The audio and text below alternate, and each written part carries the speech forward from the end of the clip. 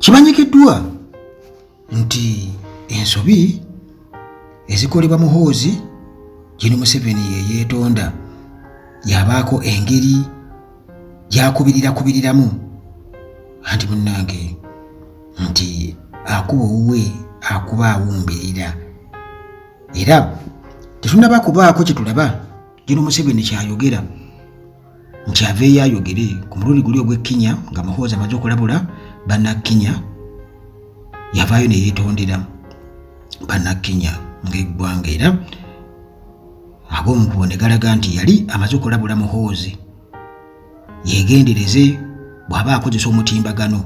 Kati ne guno omulundi muganda wange nga twakava mu independence egenda okubeerawo ku Lwokusatu olunaku lugenda kubeera Lwakuna ennaku z'omwezi nga 10 muganda wange US ambassador bw'atyo wakusisinkana Gen. Museveni wiiki eno yennyini gye tulimu era nga ebiriwo biraga nti United States of America nga ono envoyi waayo wano mu Uganda William Pope muganda wange bamaze dde okubeera nga baseetinga appointment nga State House baseetinga appointment okubeera nga asisinkana Gen. Museveni wali ku State House Entebbe olunaku olwokuna annyonnyole timunnange nga bw'omanyi naawe omutabani wabula ajjukira nti meeting entugenda kubeera mu Gen. Museveni yekka ne Ambassador Pope wabula ne musajja mukulu Muhoozi agenda kubeerayo. Kakati muganda wange bino byonna bizze oluvannyuma lwa Muhoozi okubanga yabadde awadde ensaleesale nga Chief of Defence Forces ng'adimandinga personal apology ayagala okwetonda okuviira ddala mu Ambassador Pope era ng'akwolekeza eri kitaawe Museveni munnange newankubadde nga oluvannyuma byakaaye Muhoozi nga talina kyakukola n'abisangulayo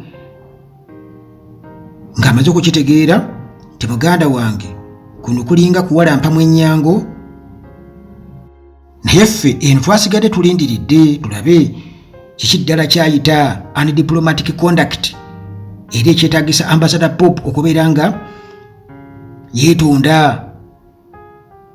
munnange nga era nti Muhoozi okusinziira ku Buyingi States nti bw'atakikola yabadde awadde lunaku lwa Mande essaawa 3 ez'okumakya nti ono wakukwatibwa ku nkoona agende. Ssaawa zabadde 3 ez'okumakya ku Mande naye US Embassy bano bo bagambye mbu tebanaba kufunawo kwegamba baluwa mu butongole oba okuwandiikirwa mu butongole nti balina okwetonda. Bagambye nti US Embassy oba Ambassador Pope tewali yafunye kiwandiiko kyonna oba kutegeezebwa kwonna mu butongole nti balina okubeera nga beetonda ku nsonga yonna era tebalina bakubaako ngeri yebeetondamu. Naye bo already bwe batyo olw'okuba nti babadde tebayinza kukireka buleesi bwe batyo nabo munnange balabudde nti singa ogezaako munnange balabula Muhoozi n'ogezaako okwongerayo akambaayayako gye tuli muganda wange ebiddirira biyinza okubeera ebibi ennyo. Kale Gen. Museveni nga taata ng'agezaako okubeera ng'agolola ensobi za mutabani meeting oba akafubo kategekeddwa dda era nga kano munnange ekigendererwa kyakubeera nga batereeza ebyo ebibadde munnange bisajjuse mu nkolagana wakati wa United States ne gavumenti eya Uganda era abagenda okubeerayo nga ba key Ugandan officials Gen. Muhoozi Kainerugaba tagenda kukubulayo agenda kubeerawo wali nga asirise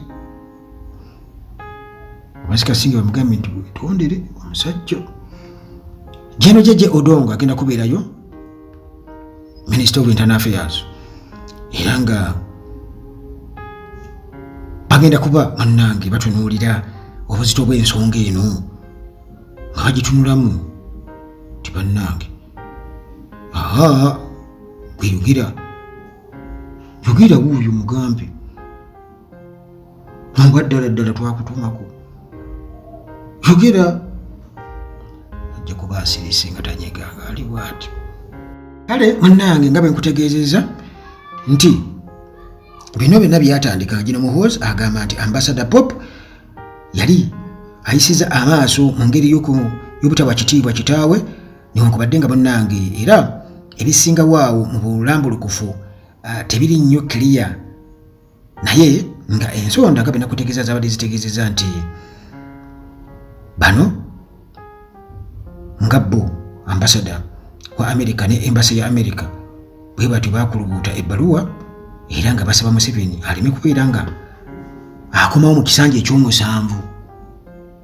Bamusaba ekyo ne kinyiza Muhoozi kakati nga bamusaba stepping aside nti wali badde oddako ebbali. Kino bagamba kyekyanyiza Muhoozi ennyo kubanga awo kibanga mannange ekitamusobozesa kubeera nga asikira kitaawe kubanga obuulyawo tanaba kubeera nga yeetegeka nga akimanyi bulungi nnyo nti kisinga aba stepping aside kitegeeza nti awo mba nina kulwana bulwanya ate kulwanyisa muntu mulala so wano bali badde bampa buwekwata tuulaawo newankubadde nga era jjukira nti wabaddewo America okuteeka envumbo mu nkola yaayo ey'okulwanirira eddembe ly'obuntu. Kale ne bateeka envumbo sanctions ku officers abaatulugunya zaaki era ne babamenya bulungi nnyo.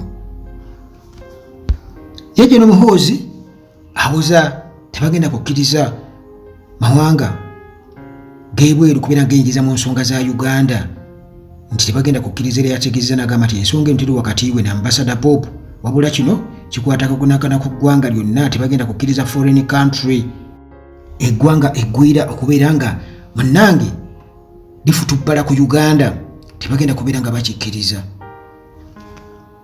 Kale ensisinkano eno ne Ambassador Pop akafuuko ke bagenda okubeera nga beevumba nkugambye nti Gino Muhoozi alina okubaayo, Minister Jeje Odongo alina okubaayo wa Internal Affairs ne Gino Museveni kennyini nga waali, Ambassador Pop waali, bwe batyo bannange ba ironing out tension ebadde ezzeewo wakati w'amawanga gombi. Oba oliawo n'okutegeeza omutabani ti muganda wange ono si muntu buntu nga gwe boomulaba wano, aliko ebizibu bingi munnange byayinza okuzaalira Uganda oba byoyinza okuzaalira Uganda singa omulumbagana wamu n'eggwanga munnange lyakiikirira, si mawanga ng'amawanga amalala. Era okumwerijjako nti omukwate ku nkoona omugobe wano kujjirako ebizibu bingi nnyo by'otasobola na kutegeera kati okuleka mpozi ng'omaze okubeera ng'obirabako.